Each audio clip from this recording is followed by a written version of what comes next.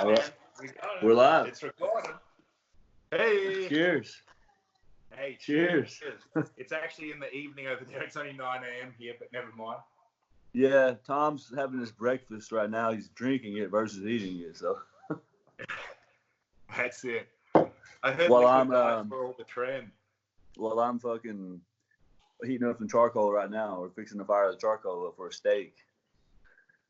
Man, I had a good steak last night, actually. Oh, yeah? Was it kangaroo? No, beef steak. Beef steak. Cooked Louisiana style, the way you do it. Yeah, man. There's a fire, huh? All right, man. Hey, let's get this freaking started. All right. Hey, Wayne, introduce yourself. Tell people how we met. And people know me on the channel, but what about you, bud? Yeah, so my name's Wayne Knudsen. I'm a black belt, Brazilian Jiu-jitsu under Professor Bruno Tank Mendez. He is the brother of Augusto Taquinho Mendez, recent 2019 ADCC champion, world champion, gi and no gi. He's UFC fighter, former UFC fighter. He's world renowned. His brother Tank, my professor, is a phenomenal instructor. We're part of the Soul Fighters lineage. Nice guy. Yeah, absolutely. I own an academy in Bossier City, Louisiana, called Synergy Martial Arts Academy, also known as SMAA.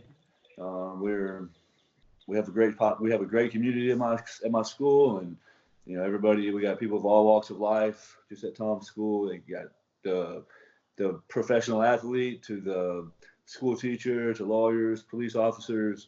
We have them all. So yeah, that's kind of that. And we're over here in the northwestern part of Louisiana, close to Arkansas, close to Texas. I've been doing jiu-jitsu now for close to 14 years. I just made my 1-year black belt anniversary. So on top of that, I met Tom. Now we met probably close to 5 years ago, I'd imagine. Would you say? I'd say that's about right. Yeah, about 4 to 5 years ago. We were both under his current professor, Professor Carlos, at the time, and we were both attending it was a jiu-jitsu summer camp or something like that. Yeah, and Tom and I were both purple belts and skinny and skinny purple belt punks. Just punk purple belts trying to collect black belt taps. Honestly, if I'm not, we're those guys out there trying to. Oh, that's a black belt. I'm fixing to. I'm gonna get them. So, but you grow. That's how you are. Right? That's why you're a purple belt, not a black belt at that time. That's just part of the growth and evolution of jiu-jitsu and things like that. But we met and we hit it off pretty good. At the thing, we were probably the two that were the most like-minded in that group, I would say, during that time. And then fast forward 6-7 months later, Tom comes back in for affiliate training. And of course, we were acquaintances by then. And then we ended up grabbing some lunch and just, hanging out and talking. We had lots of commonalities. And, ever since then, man, we just hit it off. We've been traveling and we always, go to Vegas, Masters Worlds.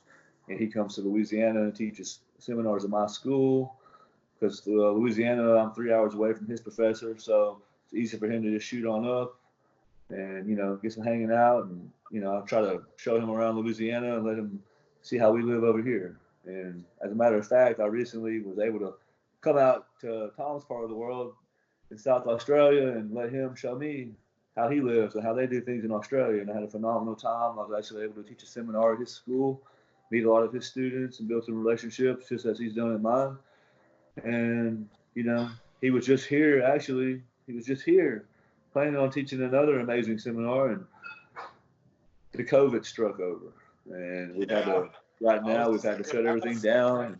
Just a couple of weeks ago. Man, it's been crazy. Now, let's be honest though, Wayne, I have to interrupt. Let's talk about what you really did when you came down to Australia. I hope no animal rights advocates are listening to this because you pulled several joeys out of pouches.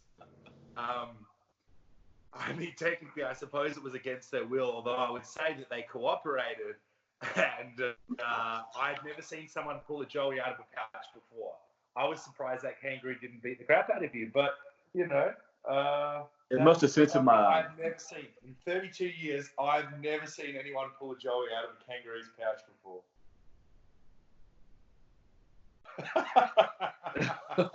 You're welcome. You're welcome. That's just how Southern American does it in my part of the world. No, yeah, I mean, you told me, you were like, Wayne, I bet you tomorrow, we made a bet. I'm not going to talk about it right now. You said, if I can get you to feed a baby Joey inside his mama's pouch, blah, blah, blah. I'm just like, yeah, all right, I'm gonna do that. And then we went to Irimbura, right? Irimbura.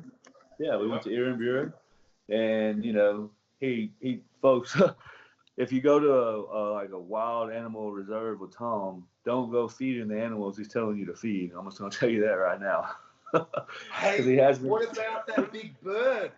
Man, that's what I'm talking about. He's like, Wayne, just go feed it. Feed this crazy pterodactyl ancestor. Like, what the fuck? Hey, he's like, we got to get a picture up of that bird. That thing was like a velociraptor, like as if you were on acid and looked at a real velociraptor and it was colored. That thing was crazy.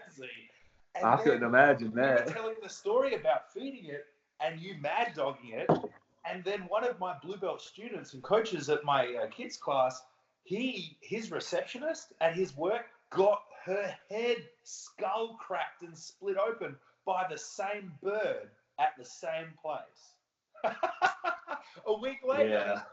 I reckon you could have taken that bird though, to be honest. As long as I could have got a nice chin strap, I think I'd have been all right. Use your signature froggy close guard. Ribbit. Anyway. Hey, let's talk some jiu-jitsu. What's your favorite technique? Well, just like what's obviously, your favorite? I reckon I know what it is. Take a gander. Yeah. Same reason as I try to steamer lock you and then get depressed if you kick it all the way through. Yeah, so my favorite technique is knee bar from bottom half knee shield. And that's something I've been working on since probably like blue belt, and luckily there was a tournament organization over here in America called American Grappling Federation. They're one of my sponsors. I referee for them a lot. As a purple belt, they allow purple belts to do knee bars and toe holds. They let you have brown belt rules. So I did it a lot as a blue belt, and then I did some private lessons with a few detrimental professors that really helped me figure some things out with it. And then, of course, you know, you take the technique and make it your own. As a purple belt, I was able to start doing it in tournaments against other purple belts that weren't used to that. So, of course, I had a lot of success with that way. And then I got my brown belt, and I did really good. And then next thing you know, every time I went for a knee bar on somebody, they were like, yeah, I've already seen that, buddy. I'm about to take you back and choke the shit out of you. So, like, I won. I got my brown belt. I won my first tournament. I got a knee bar, a reverse triangle. I went to No-Gi Worlds. I won my first match. And then I lost my second match. And then I didn't win another match in IBJJF until 11 matches later. Wow. Yeah. Yeah, that's crazy. I mean, you're a stud competitor, though. I think people should realize that, to be honest. Like, there's, like, black belts and there's good guys. I mean, there's good guys at all belts, but, you know, like, you're a tough motherfucker. Like, you're as good a training partner as I have anywhere. And I did a lot of knee bars, too. I mean, you remember at Masters Worlds and stuff? Like, I at least know I'd get 1 or 2 knee bars each year or something, but... Yeah, man. Like, we both like the knee bars a lot. I mean, we both like leg attacks a lot in general, really. But you know, what would you say? Leg bars, like. What would you say your go-to, your favorite? Just dealing with legs, obviously. With leg locks, I mean, well, in general, your favorite attack. Well, yeah, I mean. To me, I do love attacking the legs. Like, to me, any form of leg attack to me is cool because you're fighting against a leg, not like the upper body or head of someone. So I like that idea. Sometimes it's like fun to attack their legs because it's like I'm wrestling against not them, but like a limb. But you know, I mean, you know my strengths and stuff. I I certainly don't have a favorite, but I love attacking the legs. I love guillotines. I love triangles. I love darces. I mean, shit. I can be on. I love arm bars. I love everything. Like, you know, it's hard to call, like, tend to. Especially as a coach, because you and I are teaching shit all day, every day. So we're teaching people privates and group classes, and we have to teach everything. So I think you kind of get well-rounded, and I consider myself well-rounded. Obviously, I've got my little niches.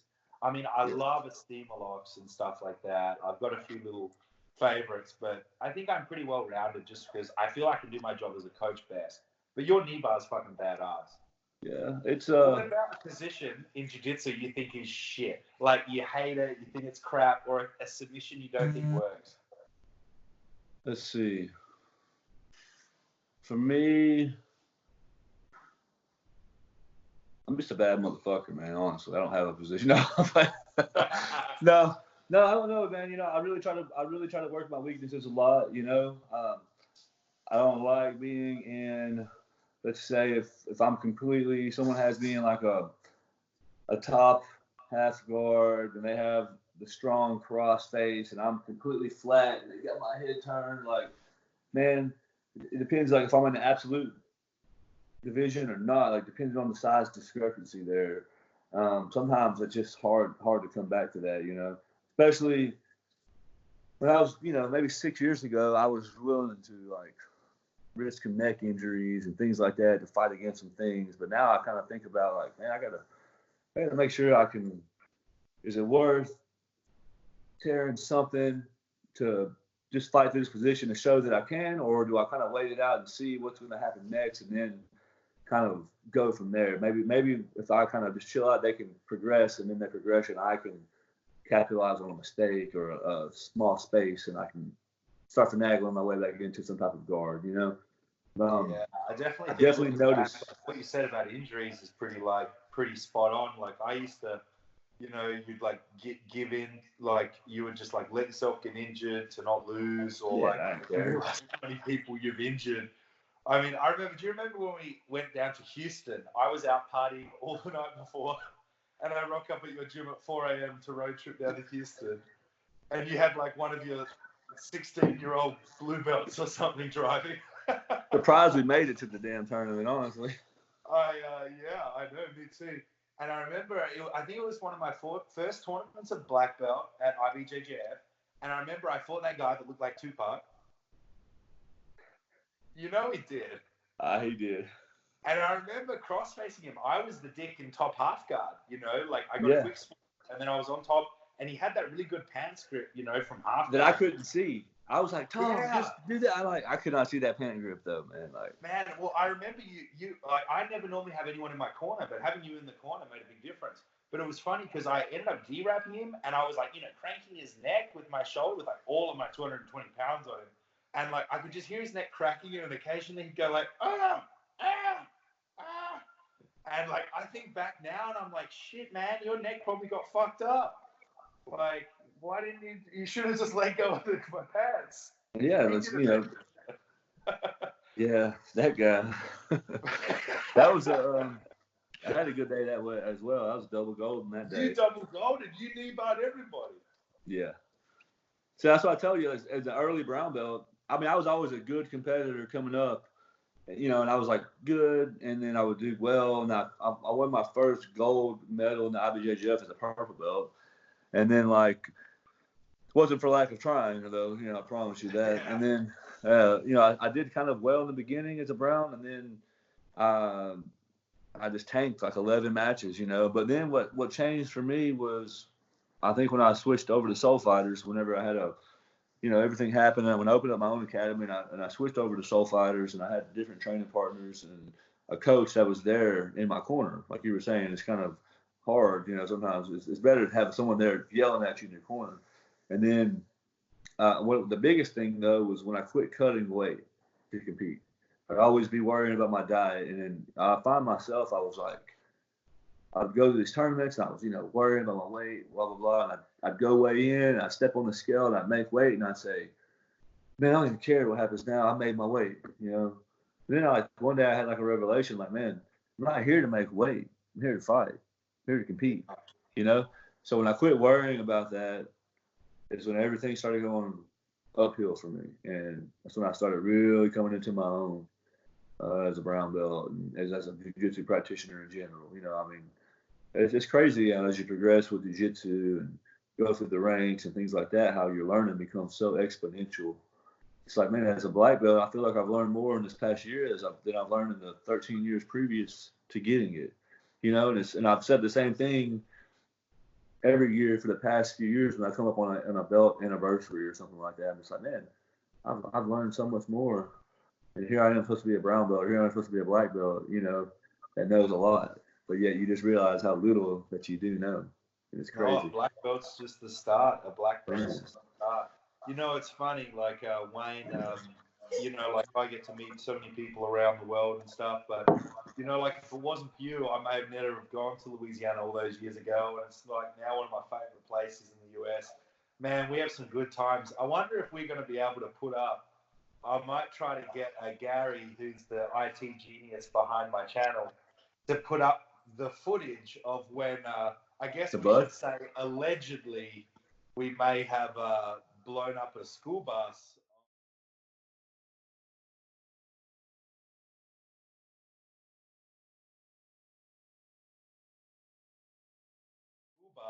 On Possibly. Again, allegedly, possibly blown up a school bus and shot a whole bunch of guns, and basically just doing what we do on in Louisiana. On a typical Tuesday evening. Yeah, it probably was. Hey, how about our buddy Luke and that Jeep driving out through the woods behind his house? Last week or the other week, that was. I've when you were here. On my phone. I've got footage of my phone of you. You should put that on here too. Stuck, and the windshield wipers are going, and they're coming inside the car and like. There's not even a windshield. It's no windshield. Hey, so listen, when I rocked up, Luke says to me, "Look, I got this new Jeep. The first thing I did was take the doors off." That's what he said to me. Like, as you do when you get a new car. First thing I did was take the doors off. Hey. Shout out to Luke. I love that guy. One of my favorite humans. Yeah, Luke Regard, guys. He's a hell of a man. He's a crazy individual. We love him. But as a matter of fact, he threw me a little surprise get together for my birthday last weekend, and I get out there and I was like, man, I got to take your Jeep for a run because I got stuck on that last time. I got to redeem myself, you know. And so I went out and I went through the back and I made the run and I made it all the way. And of course, we got to partying and whatnot. And I was like, man, let's go. Let's do it again. And we go out there, and I'm going as fast as I can. And I'm just spinning everything. And then the back end like hits a tree real hard. And all of a sudden, the lights quit working. So I had to drive that whole trail. So you know what happens? Luke gets on top of the fucking Jeep and turns his cell phone light on while I'm driving through this trail. And he's on top of the fucking thing on his stomach with his phone light, holding it so we can fucking make it through. And so we never could figure out why the lights weren't working right. The next day, we were talking. He sends me a picture. The whole fucking headlight simply fell out of the Jeep when I hit that tree. He said, no wonder the lights weren't working, man. They just fell out completely. It just fell out. I'll send the picture so you can go. A crazy four-wheel drive course here. That was nuts. To be honest, when Luke first took me, I was like, I'm a dead man, but at least I'm going to go down smiling. Yeah. Then again, if I'd had $1 for every time I'd said that, I could probably retire by now. Think about some of the things we've gotten up to over the years. Like, I'm not trying to encourage dangerous behavior, but you and I certainly both have a zest for life, if you will. I love the adrenaline. Man, remember climbing down some of those cliffs near my house and jumping into the ocean? And then guys, Tom is like, oh, my friend died doing that. Oh, my cousin died doing that. Didn't some guy just die doing that last year? And it was all true. But hey, man, that was a fun day. Tom is like, Wayne, just be careful, man. Like, you know, blah blah blah. Like, just stay on this trail. And I got flip flops, a beer in hand, beers, man, everything. And it's just like. We weren't sober. Man, you know, let's put it that way. We weren't sober. At all. And anyway, yeah, just to hear people were like, you took him out there? And the tide was low on top of all that. I know. That, yeah, looking back, like, Remember that girl that was climbing up the cliff? She was halfway up the cliff, and she got stuck and had a freak out, and she was in no man's land. Oh man.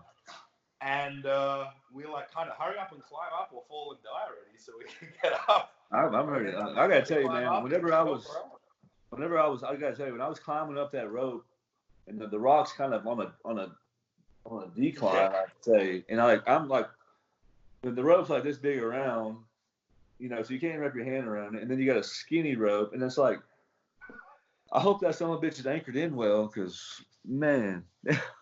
Man, and it wasn't like that was fucked up. Like I remember thinking, like, whew, that's good adrenaline. Like I've done so many fun adrenaline things over my life. So have you. I know that's a big reason why you and I enjoy competing and doing different things. But I tell you what, that was good adrenaline. Like that was as good as going 200 miles an hour on a super bike or something. Like that was fucking fun. So what, Tom? So what do you got? Like once we get through all the quarantine and all this, what are your next? I know you're gonna try to get back to the States. I know you got a big seminar tour to head up, and maybe if the jiu-jitsu tournaments are back going, maybe we can hit a few. I'd like to I know we have talked about hitting on like a Europe tour and stuff like that. Yeah. I'm just ready for this stuff to lift, man, so we can get back to our lives. I was at your house when all this shit happened. I had to close my gym down while I was sitting on your fucking couch. So you've seen everything like come and go too, and I can't even go to my academy to film stuff, like in my hometown, it's totally off limits. So like it's crazy times. But hey man, I've still got my eyes on Masters Worlds, it's not cancelled yet. Like I'm still hoping for Masters Worlds. I'm still hoping for, I don't know, Nogi Worlds at the end of the year. You know how we do it. Having fun, competing, training hard, laughing our asses off, spending good times with good people. Yeah. How I roll? Not at all, man. Been having a blast. I mean, even though we got quarantined while you were here and had to cancel everything, I mean, we still made the most out of it. We still, seen some beautiful stuff up in Arkansas. St. Patrick's Day to Arkansas. And we saw an actual leprechaun. We saw a real leprechaun. Man. That was a There blast. are real leprechauns in Arkansas forests, at least on St. Patrick's Day. I'm glad they were witnesses. Hey, anybody out there listening, if you think negatively of Arkansas, you should just go. You'll change your mind. Promise. Yeah, no, I believe. Yeah. I mean, a lot of things have been canceled. Like, I've had to shut down a couple of seminars I was going to do. Obviously couldn't do PANS. They've already shut down adult worlds.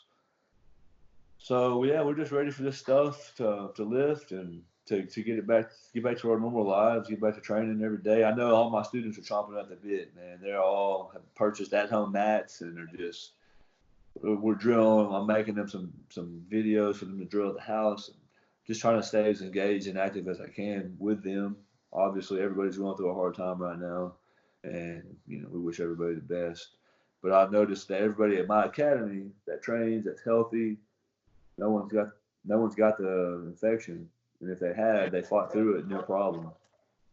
So. Hey, let's face it though. Come on, like we're in the thick of it. Like in jiu-jitsu, we're sweating all over each other all the time. Like we're all pretty hygiene conscious because of staff and stuff like that. And hey, if I would have got it, I would have got it by now. Like when you're in jiu-jitsu, you've been covered in so many pathogens from so many different areas. Your body's like, fuck you, Corona. You can't touch this. I had Corona back in '95. I may have caught Corona down in Mexico last year, but that's another story. Probably not for this podcast. We'll do a private podcast, guys. Premium pod. I tell you what, Wayne. Although I don't think it's a good idea, you and I certainly have some stories to tell, and I have stories to tell that I can't tell unless you're there. Because if I tell them without you there, no one will believe them. And you have so many stories like that as well. That's why when we go to Vegas, we got to go out with other people. They're called witnesses. They don't. You wouldn't believe some of the stuff, guys. Man. If you can imagine it, it's happened. Well, hopefully, man, I can. I was going to say, man, was going to wrap your ass up. I would like to do this again. We'll see what people think of this. But if anyone has any questions, maybe they could put them in the comments section below. And you and I can answer them and do another fucking podcast because we've got plenty of time on our hands. And, we could also get, I could get a hold of Luke. I could get a hold of Bobby Black. Oh, Bobby Black, the Louisiana, Texas-born karate street fight kumite legend. I heard that he claims that we've fought before and, that's how he got his camo belt or something. I heard he said you were another. I forgot. He claims you had millions of dollars of plastic surgeries and muscle implants, but you're actually the person who gave him his camo belt back in '79 in Laos. Whatever the fuck that means. I can't confirm or deny it. Let's just say that. Well, maybe we can schedule. I'll have Mr. Black come through on a special guest appearance, and we can get some interesting characters through here, and then maybe we can get some of your interesting characters out there. We can mix this whole. A few interesting characters down here. I think that sounds like a great idea. All right, well, let's stay tuned. Let's do episode 2 with Bobby Black. All right, Tom. Hey, guys, thanks for joining in. If you have any questions, like Tom said, put them down below. Take care, bro.